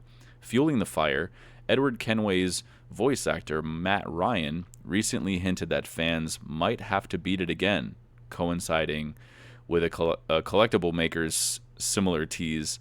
I'm sorry, coinciding with a collectible maker's similar tease, making this one of Ubisoft's most anticipated, albeit unconfirmed, projects for PC, PS5, and Xbox Series X and S. Excuse me. That, that's interesting. Yeah, did you ever play Black Flag? No, I would like to add though that I love anything like pirate themed. Oh yeah, dude. Fucking then I'm gonna have to uh recommend Black Sails, the TV show. Really? Yes. I'll yeah, dude. Fucking so just to kind of back up a little bit, Mhm. I loved this game and I would absolutely be stoked to replay it with modern upgrades. But yeah, so Chelsea and I were both fans of Black Sails. So for anyone that doesn't know, it was a show that followed the stories of both real life pirates like Jack Rackham, Edward Teach, Anne Bonny, Charles Vane, and it also followed the stories of fictional or fictional, I guess, right? Mhm. Fictional, yeah, fictional pirates from the book Treasure Island, like Long John Silver and Captain Flint and Billy Bones. So they're all in there too, and it's basically a prequel story to the book Treasure Island. It's very good shit, dude. Great production, the sets, the costumes, fucking awesome, dude. Yeah, if you I think it was 4 seasons total. It's finished, and I don't remember what it was. It was on Stars or something. It might be on HBO Max, but it's on one of those streaming services. And if you love you some good pirate shit, dog, Black Sails in terms of shows, dude, the production value is through the roof. I think it was produced by Michael Bay, and you can totally tell Nice. with some of the sets and moments and stuff. It was excellent, dude. I loved that show. We loved that show. But anyways, yeah, Black Flag was the Assassin's Creed game that made me want to jump back into the series, and it didn't disappoint. So I really do hope this is real. And at this point, Matt Ryan all but confirmed it. It's been rumored for a while, so hopefully, Very nice. Yeah, yeah, I'd love to jump back into this. Hopefully they don't mess it up, yeah, no shit. considering it's a remaster. But yeah, hopefully it's just wait, is it a remaster or a remake? No, Says it's full a remake. full Excuse me. remake, yeah. Excuse me. Hmm. But yeah, hopefully they don't mess it up, bro. That would be a travesty to mankind. I hear people really like this one. Yeah, it's excellent, dude. Very very good spot to jump into Assassin's Creed, and yeah, you get to go all over Nassau and all that shit. It's oh, dude, so good, so good. I want to see And some the sea shanties out in the open yeah, sea. this the sea shanties. Yeah, you got your crew singing. You can upgrade your ship. The naval combat's really cool. Yeah, dude, the islands are beautiful. The swimming that you can like hunt sharks and shit. It's crazy, man. That's sick. Yeah, very very cool. I hope you don't mind, but I just because it's so long, this next write up here, I gave it to myself because I didn't want to like, it's the longest write up we've had, so let me just throw it at him real quick. But I hope you don't mind. Um, Are you good, bud? Be all my right, guest. all right. Number one for the news here is a big one. Microsoft's gaming division, Xbox, has once again been hit by significant layoffs, marking the fourth mass reduction in its workforce within the past 18 months, following the company's acquisition of Activision Blizzard. These cuts are part of broader company wide efforts to, quote, remove layers of management to increase agility and effectiveness, end quote, and to reallocate resources towards strategic growth areas, most notably artificial intelligence development. While specific numbers are still emerging, the impact is widespread across various Xbox studios and newly acquired entities. The company has stated that these difficult decisions are being made to position gaming for enduring success, despite paradoxically coming at a time when CEO Phil Spencer acknowledged having more players, games, and gaming hours than ever before. Here is a list of studios affected by layoffs or closures. The Initiative shut down, and Perfect Dark has been canceled. King, the makers of Candy Crush, approximately 10% of its workforce, around 200 positions, have been cut. Turn Damn. 10 Studios, Forza Motorsport developer, reports indicate that around 50% of the studio's staff have been laid off. There's actually um, some reports are saying that Forza Motorsport is no more and that they're just completely moving over to Horizon and that's it. Others are saying No that's way. false. So it's hard to tell just yet. I don't think Mhm. it's been confirmed or denied. So we'll just Yeah. we'll say we're not too sure about Turn 10 just yet. Rare, the folks behind Sea of Thieves and obviously many other beloved N64 titles and stuff. Long in development fantasy game Everwild has been canceled. Longtime Rare game designer Greg Males and executive producer Louise O'Connor have also reportedly left the company. ZeniMax Ouch. Online Studios. Yeah, I know, dude. It's like, I feel like that every time I say anything else. It's just like, Jesus, man, fuck. It's just more and more. Yeah, it's Z- chaotic. it is, dude. So the Elder Scrolls Online developer, ZeniMax Online Studios, their unannounced new online game has been canceled. Longtime director Matt Firer, I'm sorry, Mirror? Firor. Yeah, I'm sorry, dude. Sorry, Matt. Matt F has also announced his departure. Raven Software, Sledgehammer Games, and High Moon Studios, Call of Duty, these are all Call of Duty studios. Workforce reductions have been confirmed, but no solid numbers. Halo Studios, formerly 343 Industries, layoffs, but no solid numbers. Undead Labs, behind the State of Decay games, reportedly received a round of layoffs, though State of Decay 3 development remains ongoing, as far as we know. Blizzard Entertainment updates to the mobile game Warcraft Rumble are ceasing, and members of that development team have reported being laid off. Romero Games, this is another one that was a little back and forth. The studio, co-founded by John and Brenda Romero, was forced to lay off staff after Microsoft pulled funding for an unannounced AAA FPS game they were developing. While not a direct Microsoft internal studio, Microsoft was their publisher. There were some reports going around that they got shut down, but I think Romero himself said that they're not closing. They just lack funding for their project, and so they're looking at other publishers to help get them past the goal poster. He worded it something like that. I should have put that in here because I saw it this morning. But Xbox user research team, roughly 50% of this team has reportedly been laid off, along with the head of child and family safety. So, Damn. it's a lot of shit, dude. Did you have any thoughts you wanted to throw out there? I know there's a lot of shit to kind of dive into, and you and I aren't. We're more fans of the products than I don't know, Than like Xbox itself. yeah, and like we're not industry analysts or anything, but do you have an opinion on any of this stuff? Anything that you wanted to say? I'd like to say that Phil Spencer, like his follow-up message after this was revealed, was pretty out of touch and very unnecessary, I feel like, because the more players, more games and gaming hours than ever, I don't know, it seems to rub me the wrong way. It sounds very corporate, you know? It's like, hey, this bad thing is happening, but look how good Xbox is doing, you know? It's like, let's talk about us, you know? Yeah, Fuck these people that are losing their jobs, but like we're doing great.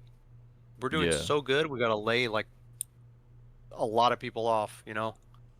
No, yeah, I I'm right there with you. It's like, hey, we had our best year ever. Now get the fuck out. So I and a couple others can have a few extra million in our pockets.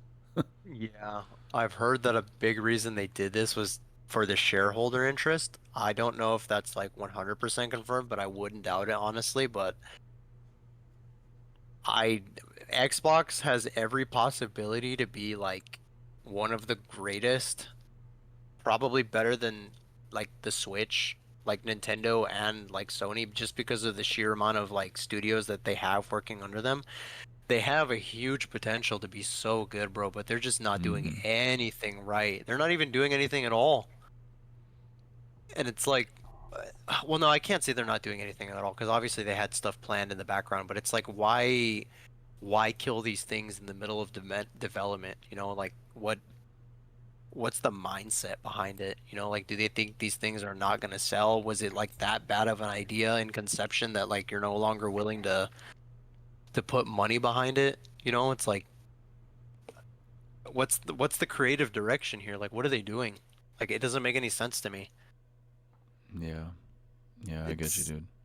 it's so confusing. Yeah, I mean,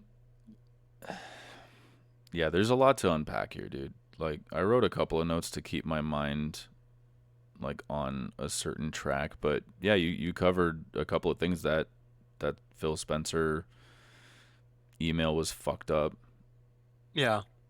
Um, Oh yeah, it wasn't a tweet, it was an email.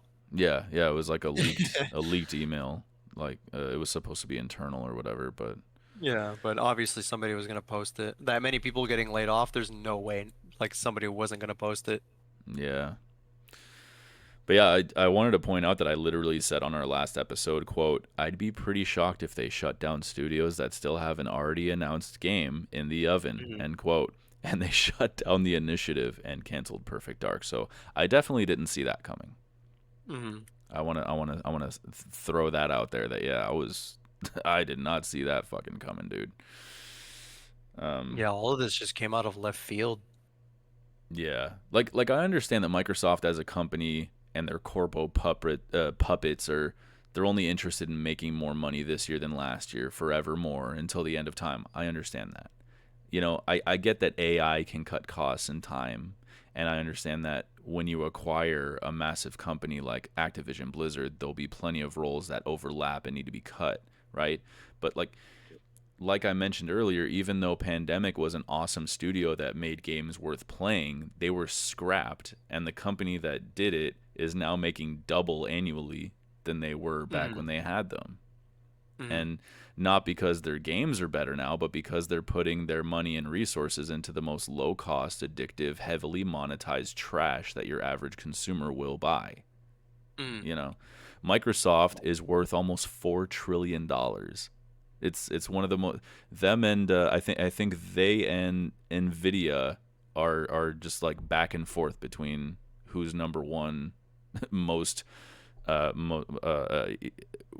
fucking market cap. I don't understand all that shit, but who has Yeah. the, yeah, they're like back and forth, like Microsoft, then Nvidia, then Microsoft, then Nvidia, but almost $4 fucking trillion. Like, the gaming industry makes over $180 billion a year.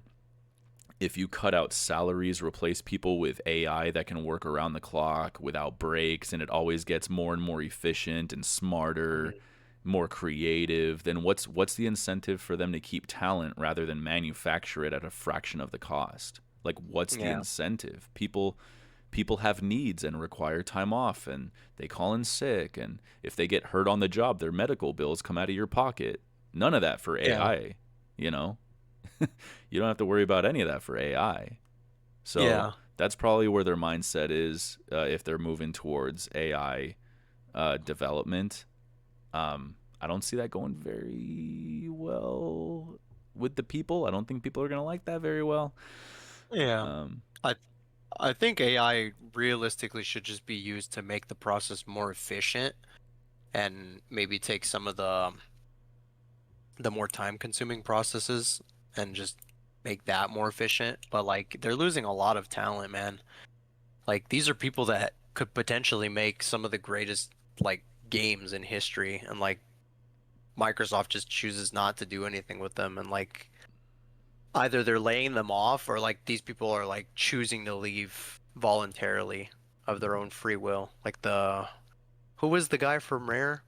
Greg Mails and then Louis O'Connor. yeah, Louise Like O'Connor, yeah. Greg Mills and like Louise. imagine if they just had proper direction and like free creative like drive, you know. Well, not necessarily drive, but just like free creative like will from Microsoft. Like they probably could have like come up with something monumental, you know. Yeah, I was. It's like if you just allow people that creative freedom. Yeah, and it seemed like many studios, upon being acquired by Microsoft, they were always saying things like that, like, "Oh, they're very supportive of us doing what we are excited to do, and they just give us a blank check basically and say, go ahead, make your thing." And I don't know how true that was at this point, you know? Doesn't seem like it because Xbox has no games to show for it. I mean, there's a lot of games still coming out. Like that Hmm. Xbox showcase that we watched together was pretty fucking cool. Like, there's a lot of cool stuff on the horizon here, but I don't know how many of those they're really gonna look at as heavy hitters. You know, that Hmm. like once Clockwork Revolution drops, are they gonna say like, all right, cool, and then like absorb them into another Call of Duty team? Who fucking knows? You know. Yeah. I don't know, but that game looks fucking amazing, and I don't know. I just my thoughts are just all over the place with this, dude. Like, Yeah. they apparently still see potential in Game Pass if they're not fucking canning Phil Spencer, because guys, he's making tens of millions of dollars a year, I'm sure, Yeah. and you can cut his one job if he's not steering the company right, and keep a bunch of other people, but they must still see potential in Game Pass. So maybe I'm wrong in thinking that the founder of Arcane Studios, I think his name is Rafael Colantonio or something like that. Hmm. Uh, but he was recently saying, like many others, that Game Pass can't be good for the industry, and that it's only surviving because Microsoft is the second most valuable company in the world, and they have infinite money to throw at it, Yeah. and I totally believe that. But now I'm seeing a whole bunch of rebuttal um, articles popping up this morning saying, "Nah, dude, Game Pass is profitable. It's been profitable." Like, which I guess makes sense because Microsoft wouldn't just, I don't know, dude. Like, they've cut projects before that weren't profitable. Like, I can't see them just I think Game Pass is like 8 years old at this point, or more. So they're all about the shareholders, and if the shareholders aren't getting their money, then I can see them cutting something like that, you know. But Mm. I don't know, dude. I'll just wrap it up and say I sympathize with anybody out of a job, dude. I truly hope that you're able to come out the other end of this better off than you were before, man. Hang in there. Honest to God, yeah. That's it, dude. Keep Fucking, I keep have nothing else to chugging. say about this shit. Don't give up. Yeah, it's a fucking tragedy, dude. I'm really sorry to see that happening, dude. And if this is still see, I don't want to go on another tangent, but this is the fourth mass layoff that they've had in the past 18 months, and this is like assuming some of those earlier cuts were for the Blizzard acquisition and the overlapping of jobs and all that shit. So like they're still doing that with thousands more jobs? Sounds like bullshit. I don't know, but it sounds like bullshit. I Anyways, agree. if you have nothing else to say about this, I say let's just move on to number 2, bro. Nah, I'm cool. I'm done shitting on Xbox. Yeah, I'm looking forward to the games, but I don't know, man. When it comes to the way Well, that they're treating their employees in studios, I'm kind I of guess disenfranchised with them. I do have one last thing to say, but it's nothing really too crazy. Sure, I'm go off. thinking like I was so excited seeing all those game trailers and shit like the Xbox showcase, but now I have my expectations like low. Yeah, Pretty low. you kind of don't want to fucking support them anymore, right? Like I don't know if that's what you're saying, but that's kind of how I feel. It's like I almost don't want to support any of those games, even though a few of them really looked awesome, like Clockwork Revolution. Yeah. I'm always gonna talk about that, or Tim Schafer's game, the one with the lighthouse. Yeah. I can't think of the name That right now. Whatever. yeah, that and I just don't know if any of those studios are gonna get canned mid-development, you know? Yeah, dude. Yeah, Like that's also a possibility potentially, you know? It's like I don't want to get my hopes up too high. yeah. Some folks were saying that I'm sorry, Perfect Dark wasn't coming along as well as they wanted it to, and they threw too much money at it and decided to pull the plug. Others say it Yeah. was fucking awesome and that it was coming along just fine. So there's a lot of conflicting information out there, and I don't know who to trust yet because I don't know. There's just too many conflicting arguments and shit. So Yeah, this is a nothing solid. relatively like new development. Plus, it's all over the goddamn place because there's so many layoffs in so many studios. Yeah, dude. Yeah, but our hearts Let's go out to everybody out there who lost their job, dude. absolutely, and not in the Elon Musk way. Yeah, yeah, because we're not a couple of fucking Nazis. Oh, I love that shit. But Yeah, anyway, dude. let's move on. Please. Uh, for number two in the what section are we on? The news. In the news.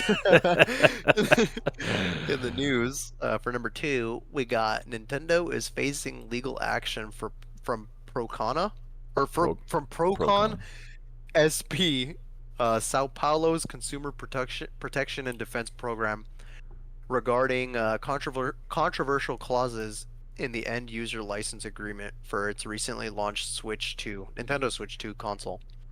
The lawsuit centers on Nintendo's alleged ability to permanently disable consoles and user accounts, a power that Procon SP says is not only abusive, but it's a violation of Brazilian consumer protection laws.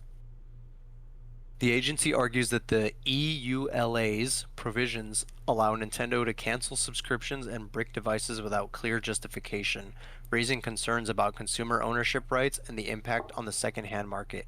Nintendo has 20 days to respond to Procon SP's demands, which include changes to these contentious EULA terms. Fuck.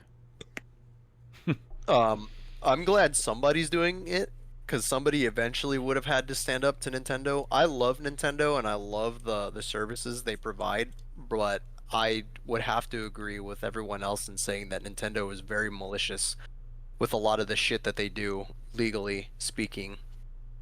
Um, and I wish they didn't do it because Nintendo has like every opportunity to be like the good guy, but for some reason they just don't want to do that. and they they take the asshole route usually in anything that they do. Yeah, that's a good way to put it. Yeah. It's always some legal bull crap that they're trying to pull. Like, I don't know, man. Yeah, but I'm glad like this is somebody's taking a stand against Nintendo's bull crap, especially with like the egregious the what was the clause like them enabling Nintendo to like brick your system remotely and then Ye- not being able to undo the brick. yeah, basically. That's fucked up. That should never be. Like if you own a console, bro, like that is a physical asset that you own. They should not be able to have connection to it. Aside from the service that they provide already, like the online thing, they should not be able to remotely brick your system whatsoever in any capacity, like for you doing anything. You know, once you own it, that's yours. If you want to mod it, you should be able to mod it. But they don't want you to do that because it doesn't make them profit. How do you feel about this, Tony? I really hope that this case gains momentum and they're able to make a change. I'd love to see them change their EULA like worldwide, because that whole we can brick your shit whenever we want is fucking insane. Like, this is to fight piracy, is my understanding of it. But just Hmm. about every game they drop is a bestseller. Mario Kart 8 sold, I have some numbers here, 68 million. Animal Hmm. Crossing sold 47 million. Smash Brother Ultimate, uh, Smash Bros Ultimate sold 36 million. Breath of the Wild sold 32 million. And those are Hmm. units, dude. Like, they all make insane money. Like, bro, you're not losing money if a couple of thousand people are pirating your games, you know? So Yeah. they're going to these lengths. I I don't know. I'd be talking to corpos that speak that one language Hmm. that I like to bring up all the time. I just seriously doubt that you'll make pirates buyers if you promise to destroy their hardware if you think they're fucking with it. They'll probably just Yeah. wait until some genius out there figures out a way to hack it before they buy one.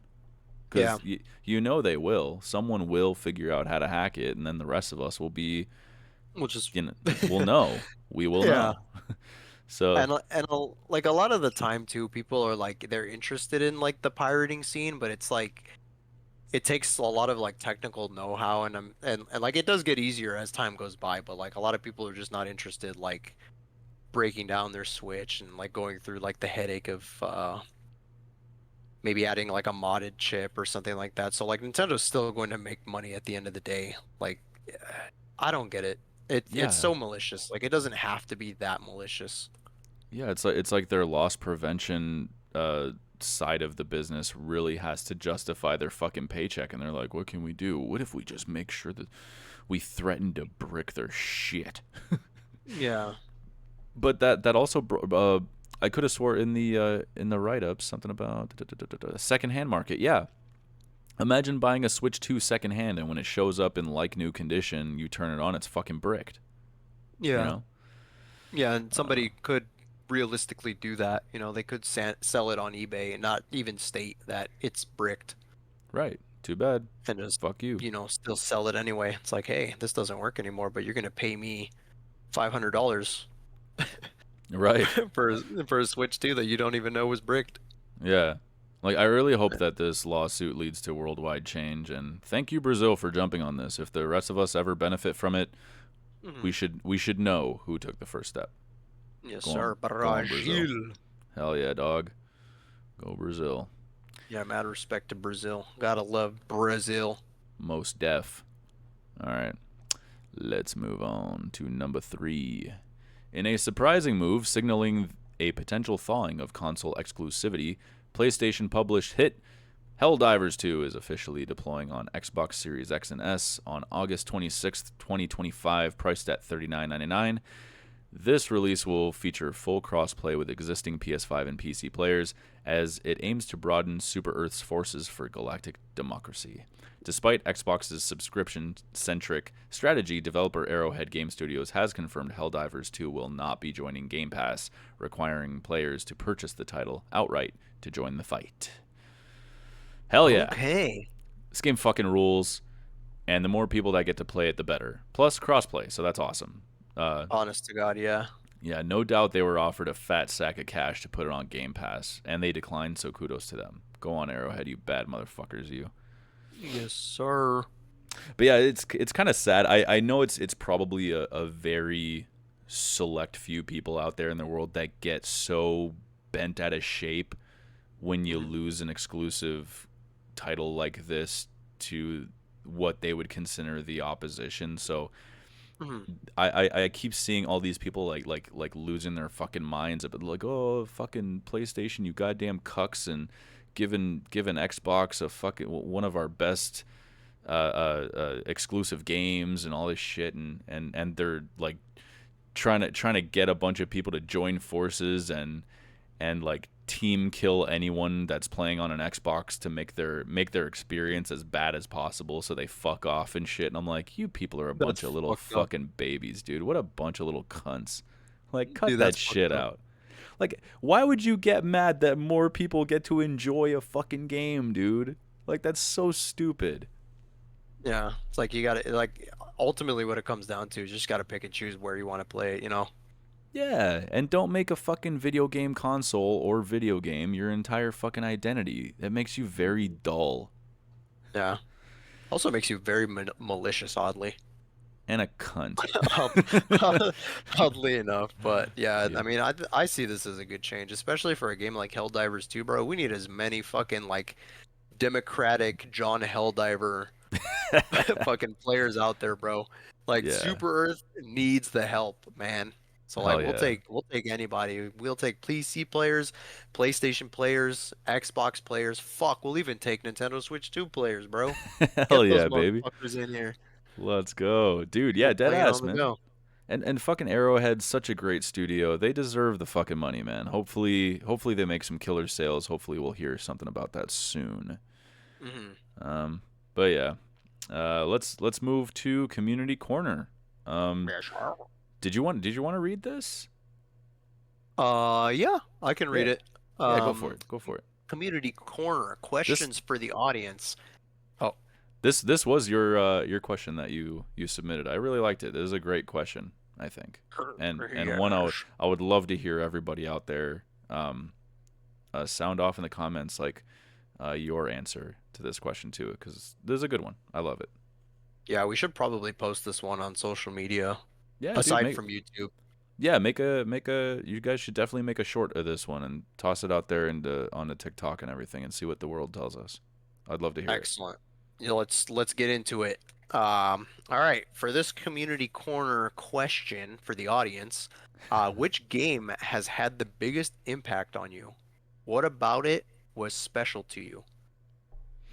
Um, did you want to read Alex's bit? We'll get into his response and then you and I can share. Yeah, sure. Our buddy Alex, Neon Odin, he wrote in and he said, honestly, I found the open world games like Fallout 76 have been amazing. There's no overly pushy story if you don't want to play it, and the other objectives are fun to find randomly. And having people join you and assist you when you're low level, that and I enjoy scrounging about through an apocalypse world just jamming out to old cowboy tunes. Fuck yeah, dude. Okay, that's a whole mood. I could see that. Yeah, man. I keep hearing that Fallout 76 is actually it's like in a modern sense worth jumping into nowadays with all the updates and expansions they've put into it. Mhm. It's always in the corner of my eye, man. So, Hell yeah, bud. what about you, man? What's your answer to your question? The answer to my question, I think everybody knows what's on my mind for what game has had you're the biggest impact in my life. you're not gonna say Xenoblade, are you? We all know what it is, dude. It was fucking Xenoblade Chronicles, the entire series. And that's the part where I say psych, just kidding. Okay, you son of a You, bitch. even though that game has had a pretty big impact on me, I fucking love Xenoblade. I would have to say TF2, bro. Team Fortress? Team Fortress 2 has had the biggest impact on me, I think, out of any video game ever. I think out of any video game ever, that video game has had most of my time sunken into it. I have over 2,000 hours in that game, bro.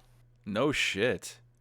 Yeah, I played it the most. It's definitely had the most impact on me. Like I know that game like down to a science to the technical level. The reason though that it has had such a huge impact on me, bro, is because that was my first proper like PC game. That was the first like PC game I ever played. No shit, dude. That was my proper introduction to PC gaming because it was like it's a free to play model game. So I was able to get it like as the first game that I ever downloaded and like I got addicted to it, dude. I love the aspect of it, like the the 12 players against 12 players, like this weird wacky like cartoonish sort of game where like you can just fucking kill people any way that you want, just blow them up, shoot them in the face with a shotgun, and you have like these funny ass like death That was a like Valve game ragdoll too, isn't it? animation. Yeah, Yeah, cause love Team Fortress 2. yeah, 'cause I never played that one, but I heard that's one of Valve's. That's another one that people want a third entry of, obviously. It's one of Valve's longest running like shooters, bro. It's crazy. Have you tried jumping into it recently? No, but I always have it in the back of my mind. I love TF2, bro. I love the aspect of it. Like you can create communities and shit, and like you can so like there's public servers and then there's private servers, and those private servers are usually open to the public, but like you can join them and like meet like people, like you see the same people each time you join, and like you get to really like create relationships with them, and like you guys play together and shit, like play man versus machine, which is like another game mode. Um, or like there's certain community servers that you can join that have like mods, and like you can play like custom game modes on them and shit. It was really fun back in the day. It's kind of like a Gmod-esque sort of game, but That's yeah, fucking you could dope. choose to play it casually, competitively, mods, man versus machine. It was great. You could customize like the classes and shit. Like when they added hats, and then like eventually they added customizations to the weapons. I was there for all that shit, dude. It's Yeah, a good time. that's awesome, dude. That's so cool. Love Team Fortress 2. That's the game for me that has had a significant impact in my life. Met some of my greatest friends on there. That's awesome, man. Hell yeah. Shenyor, what about you, Toner? You know when the question first popped up, the first game that came to mind was The Outer Wilds, Mm, and it must be like a recency thing because I just played it not too long ago, but I think it was like last year. But it was so beautiful in a way that I wasn't expecting. It was a it's a puzzle game for anybody that doesn't know, so it was right up my alley. I love puzzle games. mm, And this isn't a spoiler, but the ending made me reflect on how there were billions or more years before I existed, and there will be billions or more after I die, but that for a brief moment, right now, at the same time, we're here, like mm. impossibly, and in our own way, we're making music together. And that really touched me. It was absolutely beautiful. It made me cry. Makes me want to cry just thinking about it. Mm. Yeah, awesome game, dude. Very, very beautiful. But yeah, that's It me. looks cool as shit. I remember you telling me about this game when you first like when you were playing it. Yeah, it's an experience, man. It's if you like puzzles, and I would definitely recommend it. I would recommend going into it blind. Um, but yeah, it's I can see why some people would get turned off by it if they're not into puzzles. It's a special game though. I would have to recommend it to anybody who likes puzzle games. Mm. Yeah, 100%. So before I start weeping like a little bitch, let's go to the glitch out. Okay. Oh, this is my section. I Yes, apologize. sir. Yeah, blue Sorry. boy. I was so focused on the Outer Wilds. I was like watching the trailer on Steam while you were uh, talking. that's cool, bro. It's got my interest. All right, the glitch out segment is our final thoughts. Um, let's see. I got nothing, so I guess we're just gonna sign out. Yeah, Uh, that's basically it. Yeah. That's basically it. Check us out on TikTok and Instagram at Glitch Ass Entertainment. Don't forget to lick that like button. Lick that like button. Talk with us in the comments and subscribe to become a Glitch Ass Gamer with your boys. This has been Oscar Warrior, And uh, Tony and, Flowers. and Tony Flowers. Yeah, keep gaming and glitching. See you next week, folks. Yes, sir. See you guys later.